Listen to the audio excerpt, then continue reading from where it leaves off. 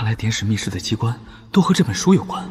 现在的进度，再过1、2年就可以准备铸主机了，但是铸机的功法还没着落，实在不行就先伪造一块木牌，看能不能和道玄宗换一份功法。识破也无所谓，大不了不换呗。实在换不到，就只能去京城找姬苍了。听鸡哥说，他们家的姐姐妹妹都老漂亮了，虽然1000多岁了，仍然貌美如花。想远了，想远了，我对公主可没兴趣。派到安城县的那一队官兵，竟然被蛇妖吞了，仅仅逃回来5个。蛇口山里就藏着一条大蛇，还吞过好几个筑基修士。除了二狗子还能有谁？死了一队人倒是没什么，再招就是了。原以为二狗子只是齐王的小跟班，不算什么重要人物。前段时间得到消息，齐王师傅被抓入狱，正是墙倒众人推的时候。可没想到这二狗子竟然是齐王的救命恩人，还留下了欠一条命的血书。如果齐王知道了，真不顾一切报复起来，那我可是真承受不起啊！现在明知是二狗子报复，也只能吃个暗亏了。安城县典史失踪了，家里密室和仓库还被搬空了，连铁钉都没留下一颗，这肯定是二狗子干的。除了报复，其实也是想我示威。明面上他斗不过，但他可以从暗处下手。那大蛇都能吞了筑基修士，大概也能一口把我吞了。没想到在安城县当了几10年土皇帝，谁见了不战战兢兢？现在升官都到郡守了，竟然还要跟一个举人忍气吞声。郡府的官兵再也没有来找过麻烦。如此安心的时间过了将近1年，修为又提升了一步，达到炼气9层。服用培元丹的效果也越来越差，只能另外炼制了一批聚气丹服用。经过葫芦提升之后，功效更强，修为增长再一次加快。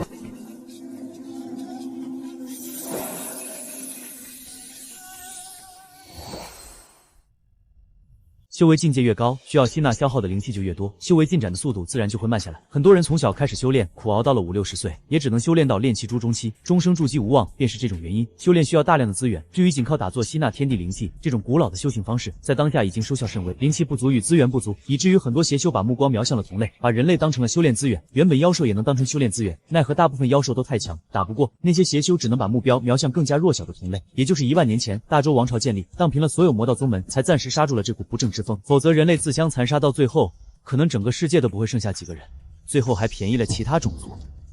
大周王朝收缴流通的功法，并禁止私自传授，有资源也不一定能换到功法。我14岁拜李半仙为师，又得到修炼功法，凭借葫芦培育出来的大量资源的修炼速度，就从来没有变慢过。我现在23岁，一共才9年时间，终于可以准备筑基了。雨山，我要闭关修炼一段时间，任何人都不要靠近食物，小命掉了别怪我没提醒你。主人放心，谁要是想靠近你，除非从我尸体上踏过去。2年里，我偶尔学习那本千机引，对机关陷阱也有点钻研，已经把典史家密室里得到的那套机关安装到食物周围。筑基丹被收进葫芦里储存过后，品质又提升了一大截，想必功效会更好。修仙者从炼气期突破到筑基期，需要把丹田中的真气炼化成为法力。法力相对于真气更加精纯浓缩，具备更大威能。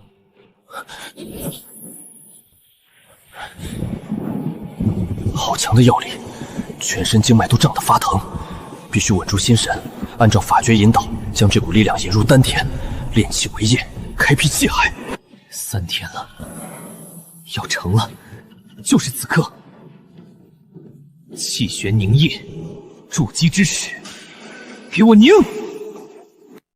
就这么小的一个坑，还好意思叫做丹田之海？看来古人的典籍都有点名过其实了。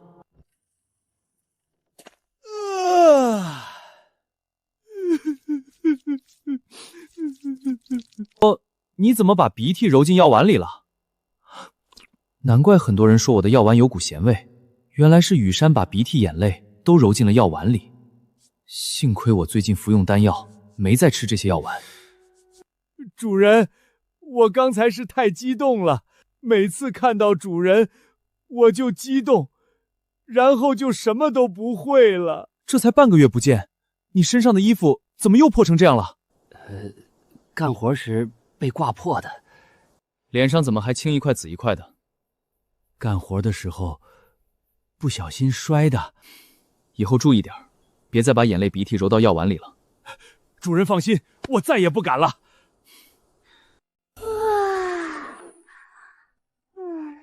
什么事？我想问你，一般筑基修士的丹田之海会有多大？一般啊，我想想，长灵儿当时的丹田之海起码有好几丈宽吧，一般筑基修士至少也得有1尺宽。你确定有这么大？错不了，我记得长灵儿的丹田之海至少有好几丈。我问你，如果一个人他的丹田之海只有几寸大小，那是怎么回事？怎么回事？草包呗，这种草包筑基很废物，没有前途的。你说的这个草包筑基，该不会是你吧？你闭关这么久，该不会练成了一个草包筑基？不是我替我一个朋友问的。肯定是修炼的时候过于急功近利，修为增长太快了，没有打磨好基础。那我这个朋友还有办法补救吗？补救的办法倒也不是没有，继续提纯压缩法力，慢慢的拓宽丹田之海还是可以的。能补救就好，我回头告诉那个朋友一声。那就好，那就好，还有机会摆脱草包这种令人耻辱的称呼，我这就去修炼。不过那种可以提纯法力、拓宽丹田之海的秘术很珍惜难得，所以还是安心的当一个草包筑基，认命吧。我手里正好就有这样的秘籍，姬苍临走前送了一本9重筑基。这本书不是那种可以炼化灵气的主修功法，但却是一门可以提纯法力、拓宽丹田之海的秘术。原来姬哥早就看透了我的本质。这门秘术没别的功效，就是反复的修炼提纯法力，让法力变得精纯浓缩，同时也有一定开拓丹田之海的作用。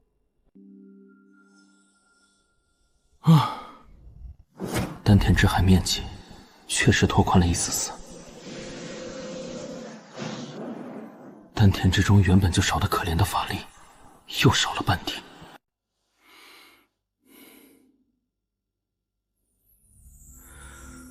不过目前手里并没有筑基期的修炼方法，吸纳炼化灵力的速度太慢，还不能直接把灵气炼化成法力。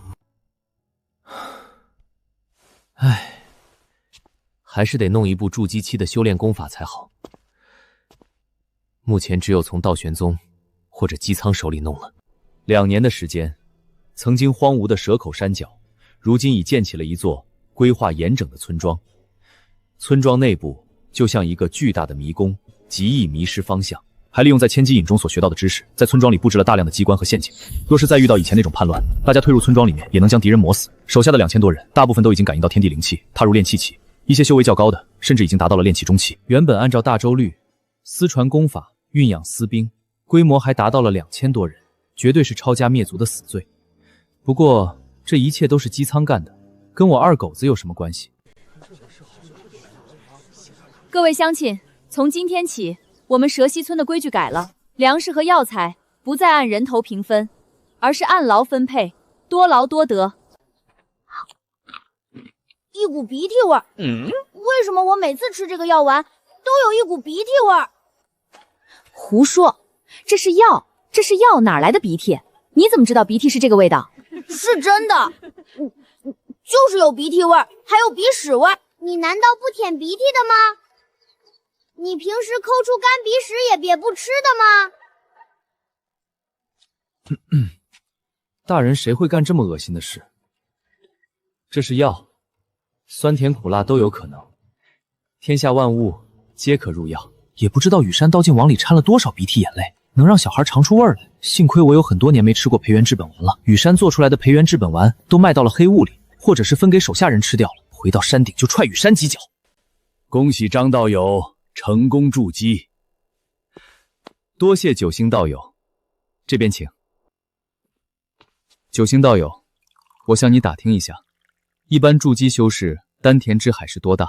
丹田之海啊，这个因人而异，每个人都有所不同。那些急功近利的邪教修士急于求成，有的人丹田之海才3-5寸。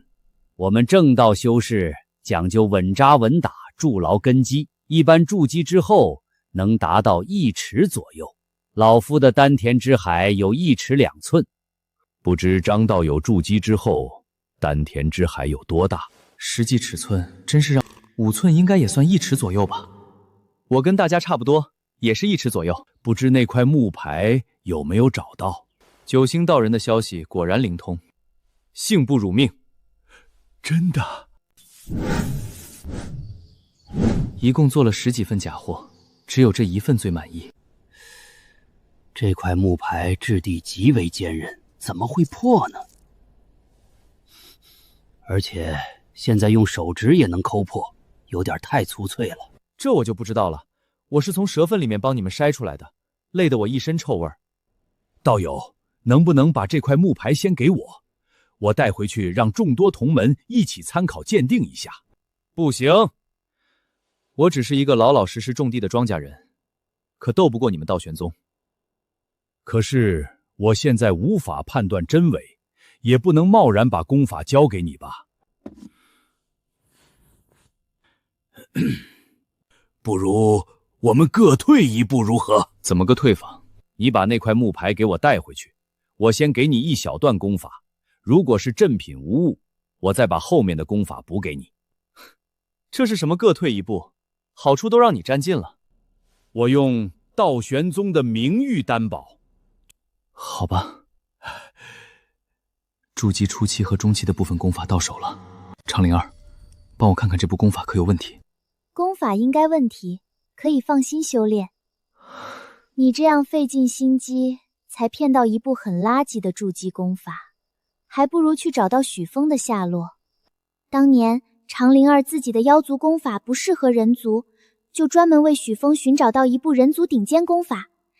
你如果找到许峰的下落，没准儿还能得到这部功法。再等等，我现在实力还不够。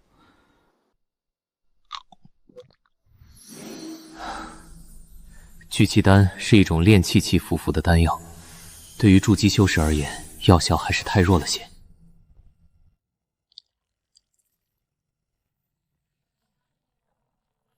丹田之海也达到了6寸宽，1尺有望。张道友，为何给我一块假木牌？是觉得道玄宗好欺吗？九星道人稍安勿躁，我劝你最好是别飞这么高。那条大蛇最喜欢生吞活人，我也控制不住的。九星道友，我以诚相待，你是不是想吞了我的宝物，然后不给我功法？那块木牌就是假的，那块木牌我拿回去一试就灰飞烟灭了。九星道人，你这是何意？我看你是想吞了我的木牌，然后不给我功法。道玄宗自称正道，却欺负我一个老实的庄稼人。张道友，这件事暂且搁置争议，我想与道友分享一些信息。什么信息？你可不要坑我这种老实人。以前看二稿子觉得挺憨厚老实的，现在鬼才信你是老实人。是这样的，你交给我的那块木牌，关系到一份宝藏。什么宝藏？不知道你有没有听说过大周开国12功臣？我在大周史上看到过一眼，但描述不多，不是很了解。可以说，如果没有这12功臣相助，就没有大周王朝。他们每个人都为大周王朝的建立付出了所有。其中一人名叫许峰，曾经担当过我们道玄宗的宗主。许峰率领全宗修士，为大周王朝立下过汗马功劳，然后主动解散道玄宗。大周开国之后，许峰被封为镇国公，后来又因为叛乱被圣祖皇帝诛杀。许峰这个忘恩负义的家伙，真是活该被人杀。二狗子，你快帮我问一下，许峰死得有多惨？真是大快人心。许峰在被诛杀之前留下了一份宝藏，里面藏有大量万余年前的修仙典籍，修仙界大量的传承都已经被大周王朝收缴或者销毁，也只有这份宝藏里面保存了一些孤本，修仙界东山再起的资本。而那块木牌，正是开启这份宝藏的钥匙。现在张道人应该知道这块木牌有多重要了吧？你上次给我的那块木牌，才刚接触宝藏阵法，就已化作飞灰。如果张道友能找到另外一块正品的木牌，我愿意与道友分享地图，一起进入宝藏之中寻宝。另外，关于藏宝的机密，你知我知，不要想于对任何人泄露。如果闻的不行，后面肯定不排除会动武。至于去寻宝，到时候高手会技，又是龙争虎斗，我区一个草包筑基，这副小身板如何能扛得住？我说，你真的不去宝藏看看吗？要是有实力，肯定就去了。我跟宝物又没有仇，那么多宝物不要白不要。你说我一个筑基初期，这点小身板去凑这种热闹，跟找死有什么区别？唉，原来你是怕死，胆小鬼。人家修仙者都是逆天而行，与天争命，只要有一线机会，就会用命去拼，从来没见过像你这么怕死的。我就是一个种地的庄稼汉，老老实实种地就行了，与天争什么命？我告诉你一个秘密，但你要答应我去藏宝地，找到许峰的下落。什么秘密？你先答应我，我就告诉你。不行，你先说。万一这个秘密不值得我去冒险呢？再说了，我们都是一家人，你何必这么斤斤计较？不行，你先答应我。不，你先说。我把秘密告诉你，但你以后不能欺负我。好，我保证不经常欺负你。我们都是一家人，应该相互帮助扶持，怎么会经常欺负你呢？其实我每天睡觉的那块地板，就是这件法宝的中枢，炼化中枢就能够控制整件法宝。我教你一段口诀，可以单独炼化那块地板，炼化完成之后，就可以把地板单独取下来。地板可以当成一件强大的法器使用，还可以通过这件地板控制大蛇，就算带着他们离开蛇口山，也能保存大部分时。我把这么重要的秘密都告诉你了，你还去不去？以后别干这么傻的事，任何承诺都有可能反悔的。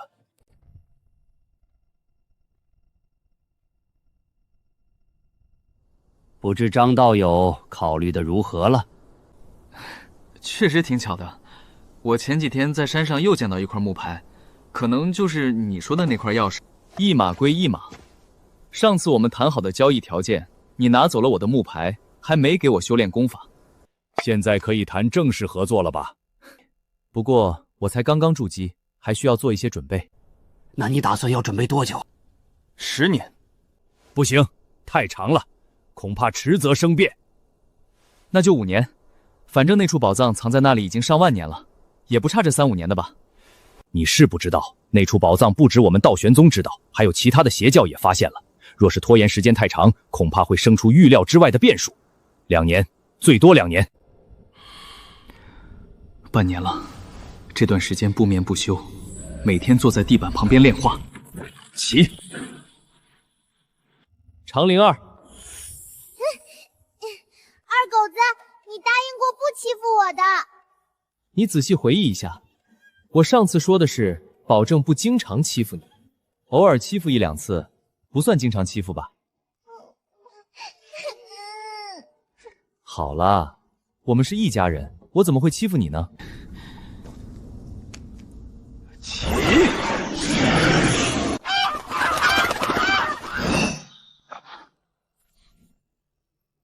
张举人，把你手里的木牌交给老夫，否则老夫今天就夷平你这座山。就只有你们4个人吗？看这几个人的样子，应该不是道玄宗的修士，而是手里有木牌的消息泄露了。对付你，有我们4个绰绰有余。不要以为有一条筑基蛇妖就万事大吉了。老夫奉劝你，还是主动将木牌交出来。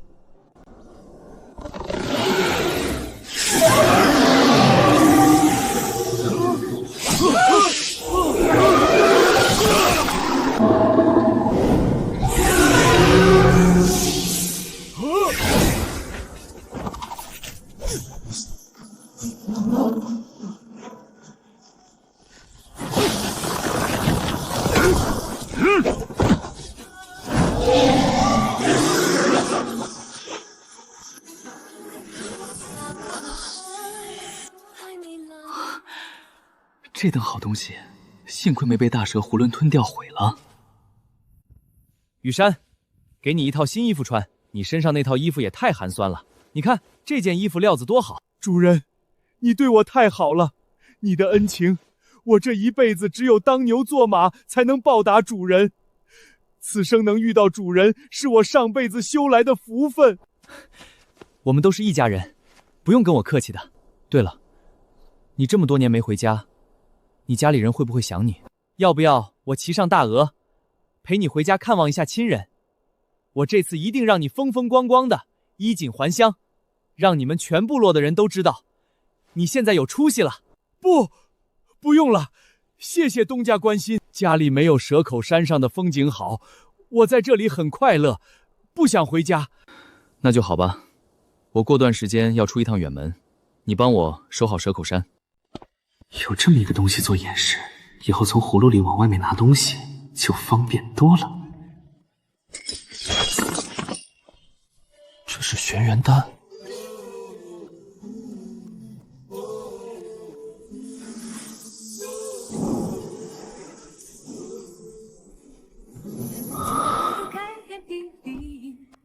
九星遥友，不知所谓何事？张道友，我们要提前出发了。距离约定的时间还有大半年，怎么就要提前了？唉，道玄宗门内出了奸细，消息泄露了。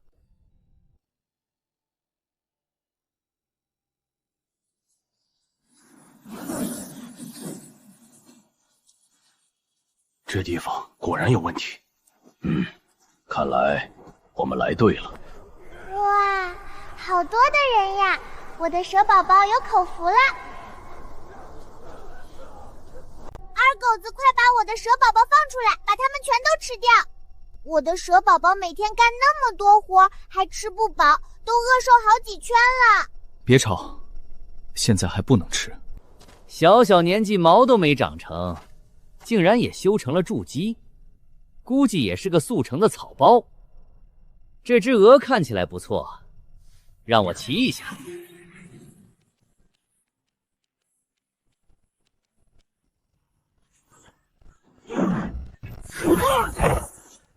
你这人下手也太狠，他不过是给你开个玩笑罢了。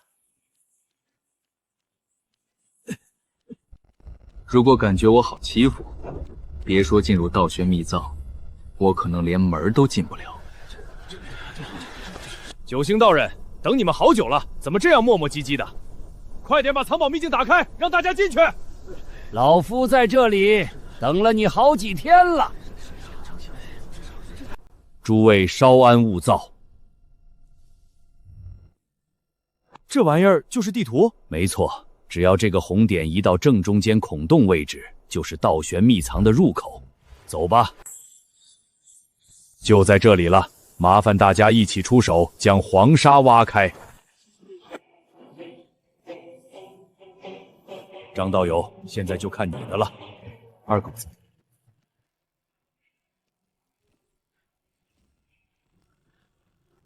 地龙翻身了！动了！别动了！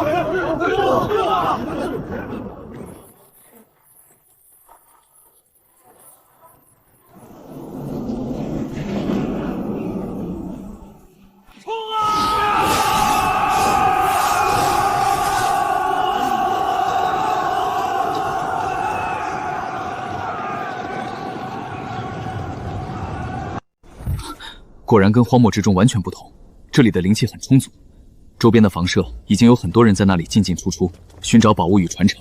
更远处还有人在战斗，应该是发现什么好东西了。原来房间里只是一块墓碑，安置修仙者遗骨的地方。这块碑有点不一样，你把手伸到上面，神识探进去试一下。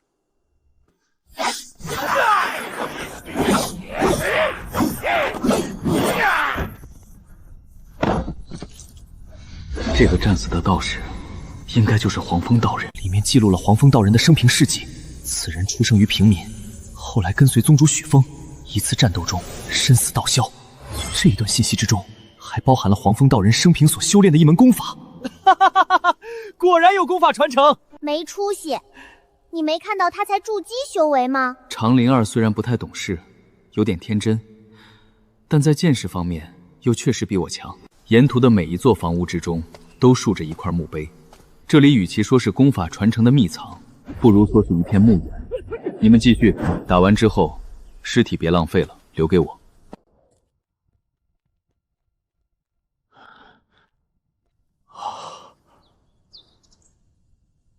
道玄秘藏那边进展如何了？启禀将军，属下按照将军指示，半年前已经安排人在各地散布消息，现在各地的邪道修士都已经得到信息，正赶往道玄秘藏。干得不错。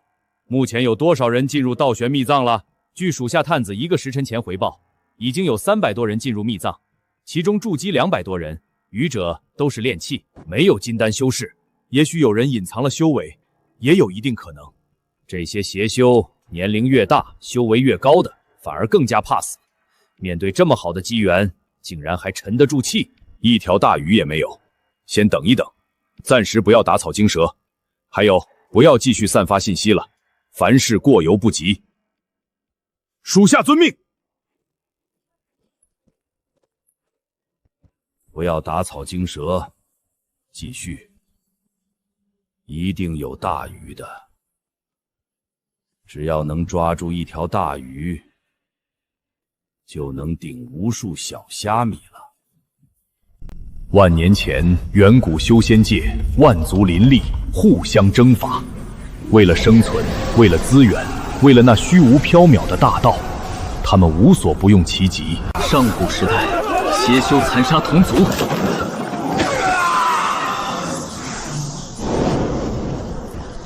我们是人族，不是蝼蚁！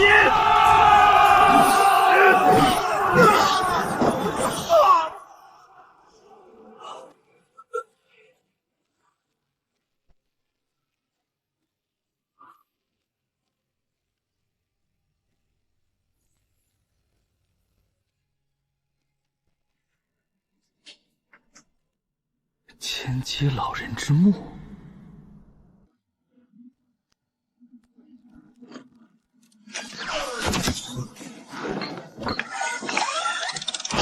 因为千机老人造出的这些武器，对敌人造成了很大的威胁。千机老人最后被人刺杀身亡。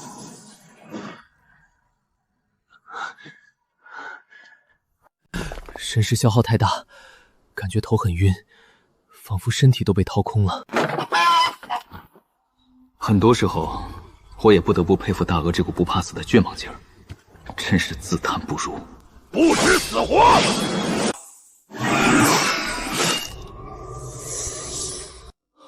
别吞！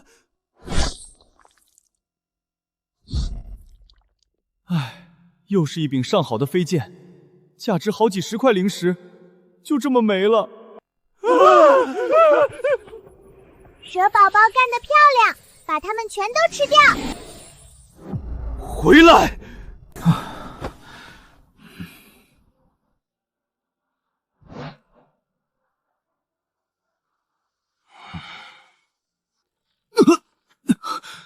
那种恐怖的威压，隔了很远都觉得心惊肉跳。这样的威势，以前只在镇国君那个陈胖子身上感受过，竟然是金丹修士在斗法。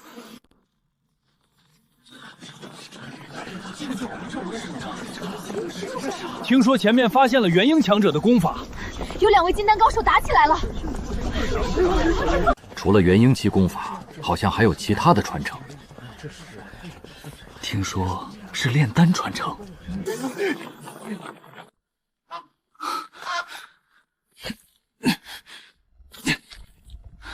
金丹修士的斗法太恐怖，有多远躲多远。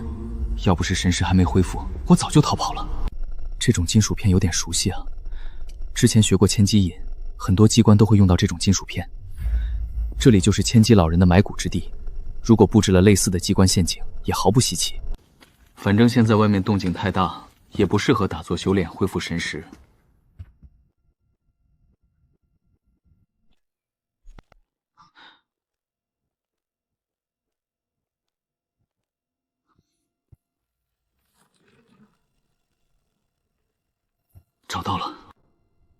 要不要进去看一下呢？我感应到有许风的气息，就在这里面。有没有陷阱？千机老人可是很擅长设置陷阱的。二狗子哥哥，你进去看一下好不好？长灵儿，你能不能好好说话？讨厌啦，干嘛这样凶人家？人家听到外面那些女修也是这么说话的，然后男修就答应他们的请求了。好好说话，不然我就不进去。那个女修和你这样说话，你不是很喜欢的吗？你当时心跳都加快了好几分，脸都红了。啊？不可能！我平时最讨厌这种不正经的女子。你这么说，我心跳快，我脸红，那是我当时正好累了。反正以后不要学那种不正经的女人。你要是敢乱学，我就把你绑在地板里面。好吧，二狗子，你可是答应过我要找许风下落的。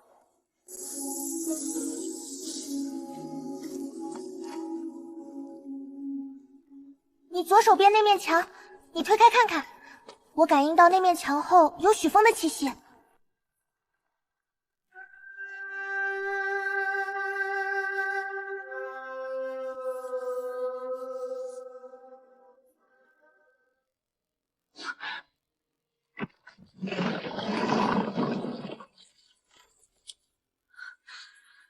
就是这只盒子，那股气息就是从盒子里发出来的。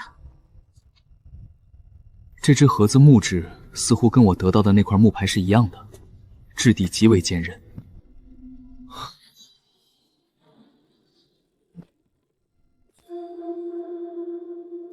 这是许风的手臂。你确定？没错，就是许风的手，他就算化成灰，我也认识。他的手臂我帮你找到了，你想怎么处置吧？我还没想好，先留着吧。行，那我就帮你收起来。回去再慢慢琢磨。你想鞭尸也好，合葬也好，喂狗也好，都行。这里也没什么东西了，我们走吧。啊！什么东西？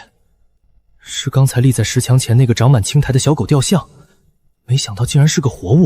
咦，哪里来的野狗？你这条狗想干嘛？不知道究竟是什么来历，不敢打，也不敢惹。还是把这一截裤子切下来吧。你这条死狗，竟敢咬人，还吸我血！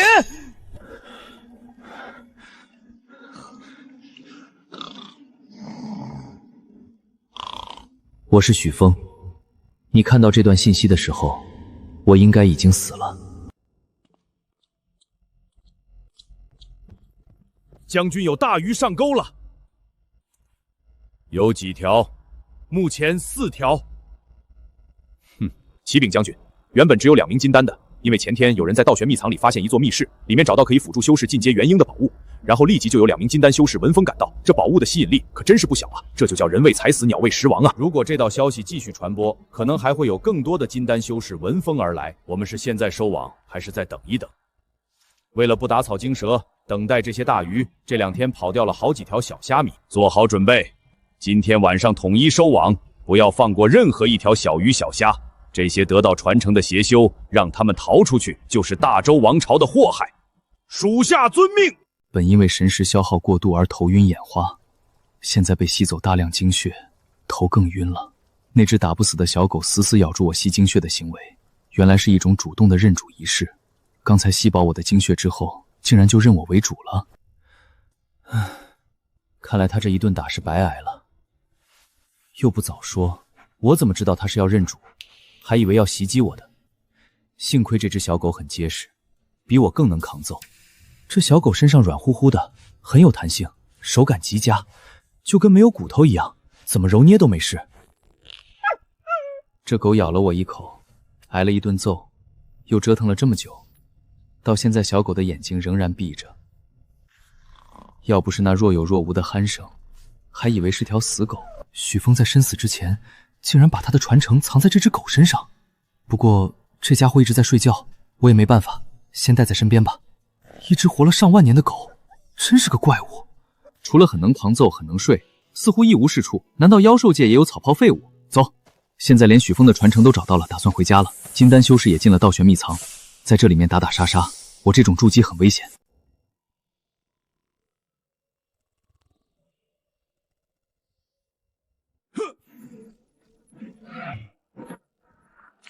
好险！要是我自己走在前面，可没有大蛇的脑袋硬。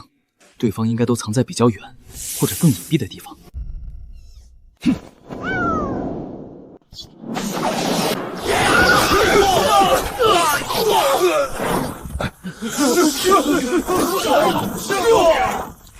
小子，你在里面得到什么宝物？交出来！小黑狗真可怜，被那么多刀剑劈砍，都被打得严重扭曲变形了。就找到一条残肢，你们要不要？2撮红色毛发，颜色又变浅了一些。不用跟他废话，先打死再说。至于能得到什么宝物，大家各凭手段。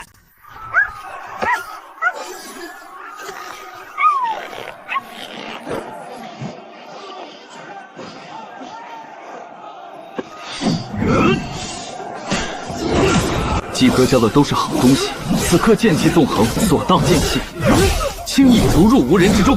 蛇宝宝，好多的食物，快点吞！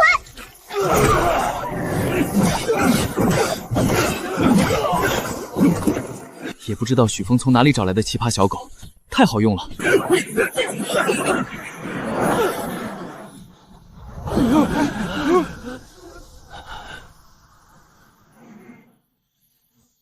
一群废物，跪下，奉上宝物！不甘心，鸡哥贵为齐王，也从没让我跪过。这条小狗还不错，交给老夫看看。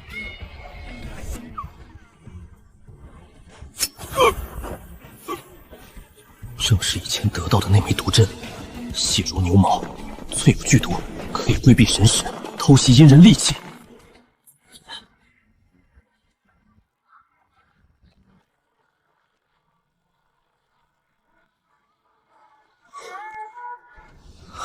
长灵儿，我要做一个实验，你帮我看着。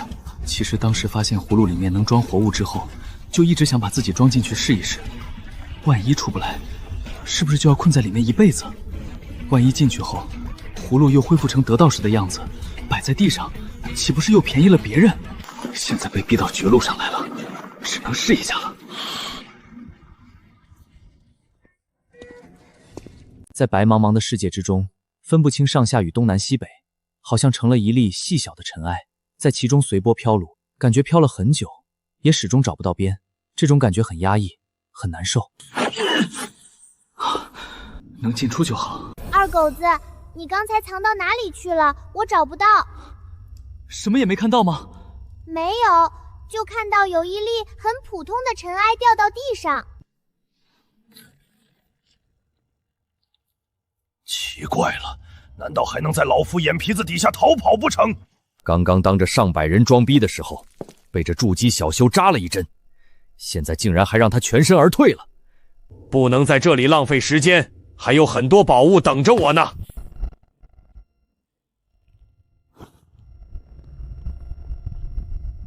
不好，官兵杀过来了！杀！一个不留！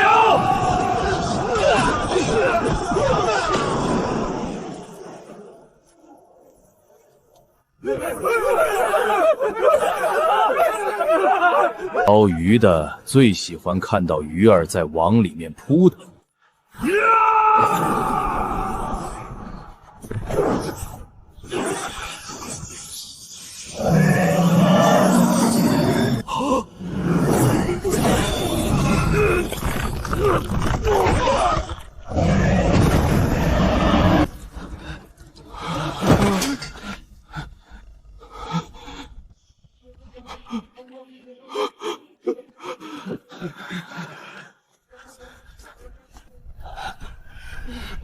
反正早晚是死，大家联手突围！好，一起进攻！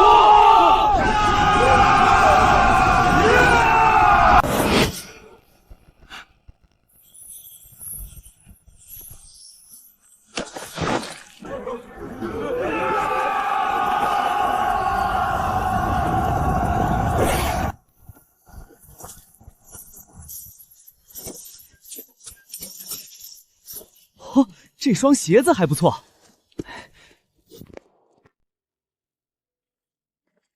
启禀将军，倒悬秘藏的邪修已经全部诛杀，未能逃走一人。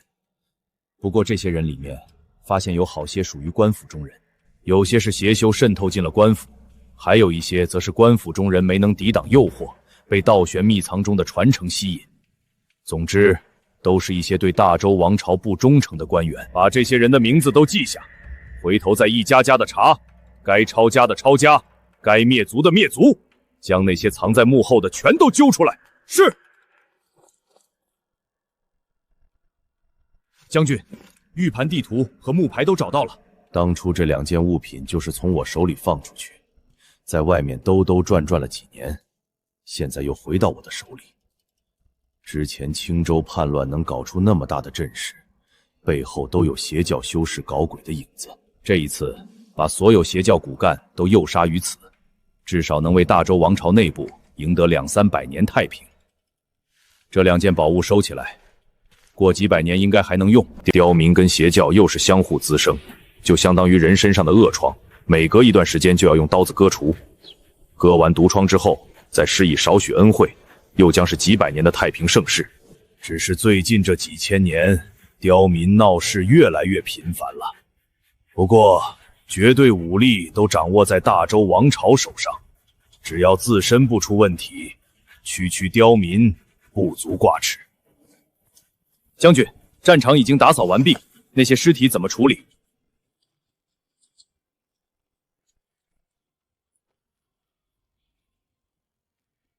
都是修炼者的尸体，也别浪费了，带回去剁碎了喂灵兽。还有，让人把地面上的血迹也都清理干净，那些房子和墓碑能修复的，就尽量修复一下。这里面埋葬的，可都是我们镇国军的前辈，为大周王朝立下过赫赫战功。是。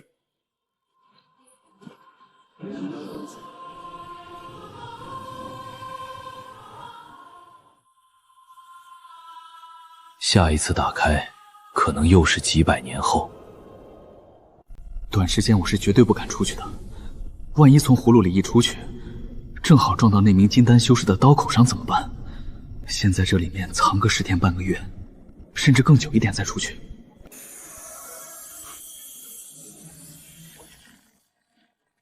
虽然也只有几丈宽，但总比变成一个小光点飘来飘去的好多了。把以前收进来的各种物品全都拉到这块陆地的旁边。现在人不能出去，得尝试下如何把神识从葫芦里面探到外面去。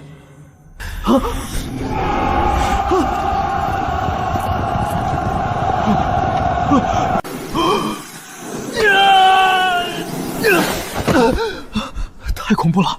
这威压比先前那名金丹校士更加强大，怎么把镇国军也招来了？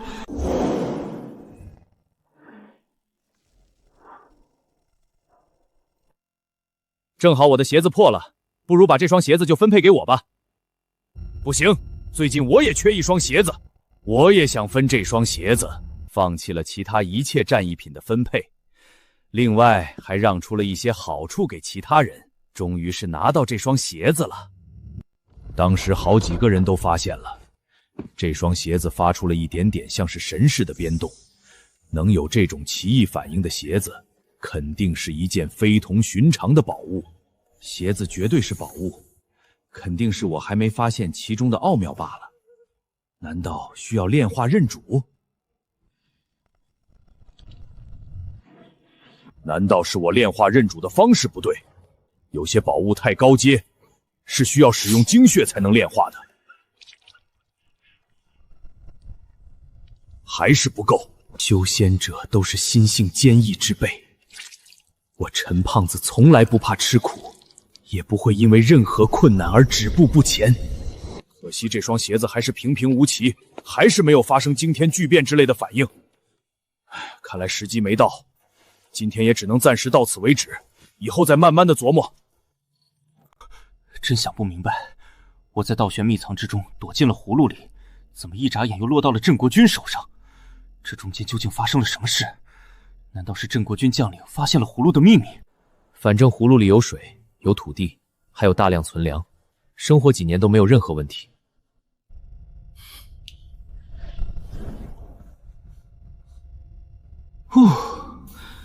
原来这里没人，害得我白紧张一场。这靴子是那个金丹邪疾的，怎么会被泡在精血里？这镇国军的人在搞什么邪门血炼？这么多好东西，这要是我的该多好！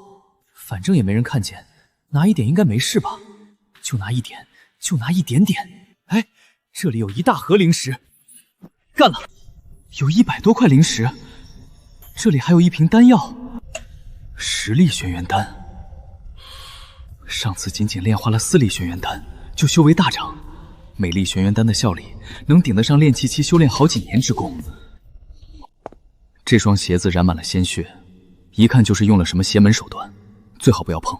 密室外面是什么样子也不知道，万一从密室里刚一出门就被人抓住了怎么办？算了，还是安心把丹药服下，炼化再说。多一份实力，逃跑的时候也能多一份成功的把握。跟离开的时候一模一样，除了血液变干了一些，再没有任何变化。咦，密室里的东西少了很多。这双鞋子果然有问题。难道这双鞋子能吞噬灵物？果然是一件至宝，绝对不是什么凡品，最少也是产生了灵智或者气灵的。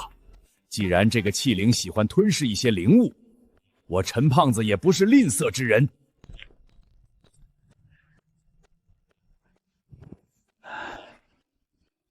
如果气灵从鞋子里出来，还可以顺便跟气灵拉好关系，得到其认可。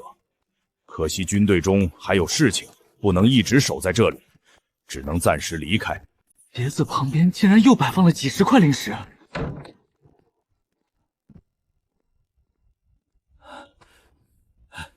事实证明，这双鞋子的气灵真的能吞噬灵物。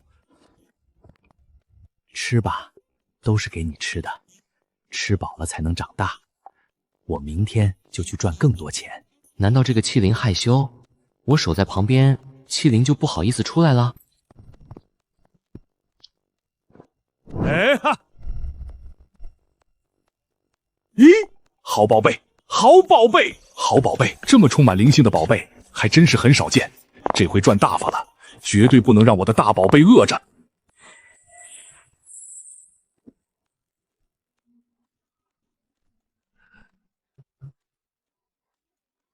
将军疯了吧？快坐！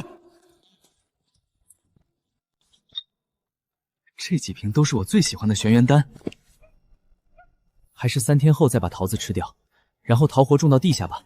密室的主人只要脑子还正常，应该已经发现了房间里丢了东西。连续偷了2次之后，对方不但没有防备，还故意摆那么多东西放在红鞋子旁边，肯定是密室的主人发现小偷，故意把一些物品放在鞋子旁边，想引我上钩的。要不是强大的毅力，早就坚持不住了。气灵发现我之后，似乎受到惊吓，又逃了回去。逃回去的时候，还不忘把我留下的灵物一口吞噬了，真是个淘气的小宝贝。又想偷了，真是恨不得把这2只手给剁了。但好歹也是自己手，活了20多年，一共才2只手，多少有点舍不得。上次不应该偷窥气灵进食的，把气灵吓到了，也不知道要到什么时候才能恢复。南边万妖国犯边，边境守军快要防不住了，不知道又要打多久，只能把鞋子收进储物袋。我要出征，你们几个帮我把密室里面打扫一下。哎，不是给你吃的，我的丹药。好好的一粒玄元丹，就这么没了。这条狗好像也是要吃东西的。这么喂了一段时间，竟然把我都给吃穷了。